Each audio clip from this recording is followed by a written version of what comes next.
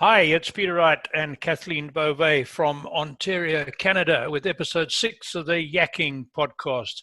This is where we talk about life, business, and more, and we bring you tips and ideas for a changing world. We have 2 new guests for you today, but first of all, I need to introduce Kathleen, excuse me, my co-host on the podcast and the video YouTube channel. So Kathleen is my business partner in our tiny homes business, and we are involved in a few other ventures together. Oh, excuse me. So while I get a quick sip of water, I'm going to say hi to Kathleen and let her say a few words quickly. Yes, hello everyone and welcome. Good to see you and thank you for joining us. Thanks, Kathleen. You saved my bacon there so I could get some water. And our other guest on the screen is Mary Palamarevic from Serbia. Mary and Kathleen are partners in carytechsolutions.com. Mary, say hello to our guests and listeners. Oh, hello, everybody. Thanks, Mary. What's your weather like over there? We got sunshine today. Oh, it's great. It's about 18 degrees and kind of windy. So spring is here, but we've got curfew, so we can only look out the window. So oh dear, we're not quite that bad. Head out the window. We can't walk outside right now. Oh dear. And then we have our new guest who our viewers and listeners have not met before. So it is my pleasure to introduce Rebecca Hempey from the Delivery Guys. So Rebecca, tell us a little bit about yourself and what you do. Okay, my name is Rebecca Hempey. Yeah, I'm here over in Canada. I live in the Kitchener, Ontario area. And what I do, I own a company. It's called the Delivery Guys. We're a last mile delivery business. We've been around for 20 years. And other than that, not quite on curfew. No, not quite. We get to get outside a little bit around here, but raising my 3 kids and loving my business and living life out here. And of course, being in Canada, I can't have a better place to be. So. That's great. As Kathleen said, we haven't got a lot of time today, so I'm going to ask Kathleen to jump right in, and you have a question for Rebecca. I do. Rebecca, tell us a little bit about how your business has changed up until about a month ago when this world crisis has hit. How has it changed? Well, a month ago would have put us the beginning of March, and between March 3rd and today, our business was actually on a major upswing for the first part of 2020. And we had hit all of our sales goals by mid-March for the end of March, which was great. Since the crisis hit, that was around March break. So I'm going to go with March 15th was the Monday. We already expected for our business to kind of slow down, but we do a lot of government contracts and business like that. So that was natural. We were expecting that. And so we were pretty normal. And then it didn't really hit us until the following Tuesday. Monday was normal. Tuesday hit 50% sales just dropped right off. Everything just went quiet. So because our business is built, majority is business to business. We found not business to consumer. They're 2 very different models. Mm-hmm. So because what we found is the businesses shut down, and of course, all of our volume went down. So that ensued to, we actually did have to lay people off, and we have had to park trucks, and we have had to take a step back because our business is so focused on business. Mm-hmm. So it's made a big impact in how we function every day. Obviously, yeah, I bet. And you're still operating though, Rebecca? Yeah, we have to. Well, we're an essential service, and we have a lot of clients that really do need our help, and they need our services out there. But it's the ones that have stopped are like, we do the flower deliveries. So sure, but we have a service in my little town similar to yours, and I know that they have actually closed up because they just were not getting enough deliveries to justify staying open. Yeah, it's very sad. I'm going to switch over to Mary now, and I know, Mary, you had something that you wanted to ask Rebecca. What was your question? Yeah, well, I always have a lot of questions. So maybe it's not the question you thought I was going to ask. I'm going to ask the one that's in my head right now. Perfect. Just go. So Rebecca, carry on.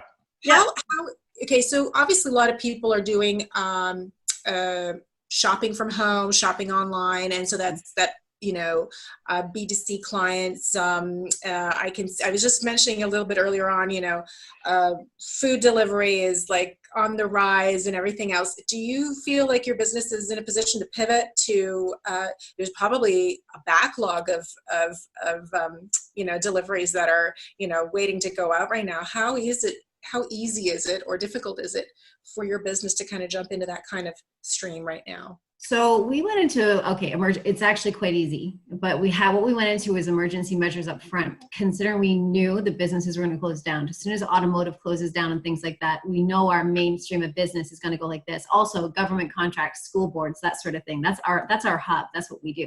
Yeah. So because of that, we had to go into, first stage is lay people off, make sure they have income, make sure we park trucks, manage our expenses for our insurance, blah, blah, blah, blah, make sure all of that's taken care of, talk to our vendors that hold our leases, how can we manage our expense from that standpoint. So that was the first wave. Now we're looking into how do we capitalize on all this other stuff that's going on and what's really happening in the marketplace. And now you can actually see it, like you said, there's grocery pickups. There are delivery, like you said, food delivery, pharmacy deliveries, all of these sorts of things that need support that we can definitely help within the communities that we're in Southern Ontario. So, and again, we're looking towards technology for that piece of the pie because you need to have the technology presence in the homes of the consumers, in their hands. Mm-hmm. What we've been able to do is use and leverage the businesses that we're with. So we didn't need to go into that space. It wasn't such a huge critical piece for us. Now we're looking at it. We need to go like this. Let's get into tech, figure out how to get into the homes, get into their hands, their phones. If I had my phone, I'd show it to you. Get into the phones so that we can actually be part of that area as well. Which when all of this comes to fruition and we all get to the end point where we go back up to the curve, maybe October, whenever that is, they're expecting the economy kicks back in, it's going to make our business go from, it was really great, it was here, it's going to go it's going to expand so much more. So there's a lot of exciting things down the road we can get to. It's just a matter of making sure you have that strategic plan. So we have to manage our expenses first before and make sure our people are taken care of before we can think about getting more business. That's right. Survival at the moment is everything. If you can't survive, there's no point in looking too far ahead, is there? That's right. Yeah. That's interesting that switch to looking after consumers. Kathleen, I know that you were something else you wanted to ask Rebecca there. Yes. So Rebecca, because the business, you're mainly business to business type of company. Mm-hmm. So you're seeing changes within the businesses that you're dealing with at the moment because they're having to change in some respects, mm-hmm. which then would have you changing in some respects as well, correct? Mm-hmm. So can you give us some examples of innovation that you're seeing from the businesses that you're currently dealing with? I pause because I've been in a bubble. in my internal financial world, I've been in a little bit of a bubble, and I haven't been on the front lines interacting with the operations side of things. So I can tell you what I've heard from associates and friends and fellow CEOs of different companies. I have friends that own several fitness franchises that are really hit hard by this. They're having to give months of free memberships and still maintaining their lease payments to their landlords. Some of them have stopped the payments to their landlords, which could have pretty awful effects down the road. I know with corporate real estate, there are some things they need to consider. And like I was telling you prior, Kathleen, that it's a slippery slope that happens right when people start to try to have to cut expenses off. Sure. The other side of things is that people are going to online fitness classes, but these are all things that they cut. So in order to maintain their membership, they're offering fitness classes online to support their clients at home. Now that only works really for 50% of the membership, because most of the time you just like going to the gym. It's a way to get out, and have somewhere to go. Sure. So that's a challenge for some of them. Other innovations people are doing. A fellow friend of mine owns a shuttling delivery. So they deliver people everywhere, right? So they've actually shifted to helping out with doing the groceries and things like that as well, right? They kind of shifted into the delivery world just for now so that they can maintain, and really they're shifting because their overhead is far higher than my vehicles. Even my vehicles are expensive, but theirs are really expensive. So it's just managing so that they can actually maintain income to break even, not, or just lose a little, so that they can get through this hump to get to where they've got to go. Everyone's trying just to get through. You're trying to bridge that gap. So everyone's trying to get innovative so they can just have enough income to bridge the gap to get to October. I keep saying October because that's what the leading economists say. It's going to start to go back up. Right. Here's one for your friends with the fitness studios. They could do online dance lessons. They've got all that space there, and you're allowed to have 2 people together. You could do online ballroom dancing lessons. How's that for innovation? There you go. Yeah, that's right. Getting through the hump. That's what it's all about. Just a very quick one from my side. I lived a lot of my life in Africa, and I went through a situation where economy was devastated overnight with all the agriculture was the backbone of the economy, and it was collapsed overnight. And we had hyperinflation in the millions of %. And we're not going to get to that scale, I hope, here, but I do believe we're going to be into a phase of inflation. So survival first, and then cope with the brave new world after that. Interesting days. Mary, have you got something else to ask Rebecca? You know what? I think Rebecca made a couple of really good remarks, and I wanted to kind of just kind of support what she's saying, because we talk about pivoting, and every company is now asking themselves how, opportunities are now opening up in new areas where maybe they weren't well positioned to address. And so it does take a bit of shifting and reallocation of resources in order to do that. And technology is obviously a great way to do that. And as it always is, it doesn't always seem that the greatest innovations happen in times of crisis. I mean, during the First and Second World War, you stop and you try and create. And so every country, I think, is going through that right now, where you've got certain manufacturers that are actually starting to create absolutely new things on the assembly lines that are in demand, as opposed to what they were doing before. And so flexibility and pivoting and seeing the opportunity around us, I think that we're all hurting. Everybody's kind of in the same tightening the belt situation, and hopefully it won't last too long. But I think that this can really drive, positivity and great innovations. Obviously, the creativity and the wheels start turning, and I'm sure a lot of wheels are turning every night for a lot of business owners as well. What can we do? So I think that's why it's great to kind of open up forums and talk about these things and exchange of information. We are in a totally unique situation this time around. It doesn't compare to any other time in history, where there's so much access to information, there's so much communication online, ability to shop from home online even is means that we can still get our needs met in some way or manner, right? Life doesn't shut down. It just means that we just kind of it's flowing from different sources, right? That's the thing. Yeah. The flow is just changing. We've got to kind of figure out the flow that we want to tap into. I got a quick one, if I can jump in for Rebecca. One of my pet hobby horses, is, if you like, is saving small towns and villages in Ontario, because that's where I live. And I really believe the ability to work from home, remote work and more technological work, and the gig economy is going to benefit small towns and villages. And I think more people are going to see advantages in living in those places. Good for the environment. Would that present some opportunities for a business like yours if more and more people started moving out of the cities into the smaller areas? Of course, yeah. Of course it would. If anyone needed anything, they need things delivered, you can do regular runs going out to those areas. And actually, it's funny. A friend of mine works for at a women's leadership event that I was at. I was sitting next to someone from Home Hardware who does all the e-commerce online. And we were talking about small towns, because their majority of home hardwares are in small towns, right? But figuring out how to do e-commerce for home hardware is a little more challenging than the normal, because of their business model and how it's set up. But small towns definitely have a need for delivery. It's difficult because of the white space in between major city centers to those small towns.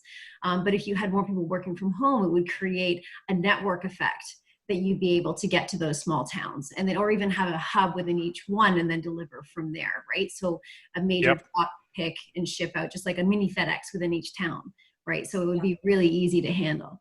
Sure. Yeah, some opportunities. Kathleen, my internet's giving a bit of trouble again. Would you like to, have you got something more for Rebecca? Rebecca, is there anything else that you can share with us that your business is doing right now to cope with this current situation? Oh. You know, what we're doing is we're trying to breathe, to be quite honest, and we're trying to take the stress level from up here, bring it down, just really pause and take it all in, get the data that we need to make the right decisions to move in the next direction. I wouldn't even say it's the right direction, it's the next direction. We're going to make mistakes, and that's how businesses are built, by making mistakes. We're doing the best that we can not to overreact and under respond, right? So we want to make sure that we're really appreciating it for what it is. And, you know, and with all the innovation happening here in Kitchener-Waterloo, we're so amazing around here. Everyone's trying to figure it out. We're an entrepreneurial center. We're always thinking, you know, you look at Airboss flipping to do, you know, there's something to do some of the ventilators. You look at Linamar and what they're doing and how they're changing, and they're producing masks, and what's happening in this area. It's inspiring. So again, the biggest thing and the biggest advice I can give to everybody, don't freak out. It's okay. Business will happen. Time will show that you'll get through it, but be smart about the decisions you're making and manage your expenses and take advantage of the programs that are available to you and try to understand them fully, and increase your communication to all the people that matter to your business, your partners, your community, your employees, your vendors, as well as your clients. So it's not just a one-sided thing, or just focus on sales. You can't do that. You've got to think of everybody who impacts your business and keep communicating. And you know, one of the things that I respect about you, Rebecca, just before we started recording this podcast, is how devoted you are to your employees, and you've got 23 of them. Yeah, and they are your focus, which I admire and respect. And I'm sure any entrepreneur such as yourself it's a tough situation for everybody. It is. But it's exciting, and we'll get through it. We always do. Time will show. And you know, whether we're here tomorrow or not, we'll all be around. It's just a matter of what we're going to be doing next. And these things in times of challenge, like you were saying, Mary, times of challenge, you know, it's when the innovation starts, when people start to get creative in their space and what they're doing. So I'm excited to see where it goes. Good. It's nice to talk to someone positive. It really is. Thank you for that, Rebecca. We're running out. We got about 2 minutes left, so we can have a quick, Mary, Kathleen, any more for Rebecca before we ask her to give us some contact details? Go ahead, Mary. I just want to say thanks to Rebecca for joining us, because we know that you know, setting time aside right now is difficult. You really feel like you should be dedicating your time to other things. So it's great. Thanks for talking to us. And I'm really happy that for all the listeners out there as well, if you have some insight and some interesting and uplifting information, this is what it's all about. And over here in Europe, you know, I know we're a hot spot too. It's pretty much the same thing. Innovation is happening. People are redirecting and pivoting, and let's stay positive, because everybody's going through this together. Yeah. Good. Well done, Mary. Rebecca, if any of our listeners and viewers want to get hold of you, what's the best way to contact you? Well, you can go onto LinkedIn and you can find me there. I'm available. You could also, you know, send me an email. You can send it to me, Rebecca@Deliveryguys.ca. And I look forward to responding, and then we can message each other from there. That's great. And we will be putting links on the video at the end of the video so that people can get you that way. Well, thank you very much. It's been really good to have you. And as I said, I've got to reiterate, it's so good to hear someone positive talking. And you're right, we will get through it, and a lot of innovative stuff will come out of this. It always does. So it's going to be interesting this time next year to see where we are. That's it from the Yakking Podcast. Thank you very much to our guests, and until next time, that's it. Goodbye. Bye. Bye.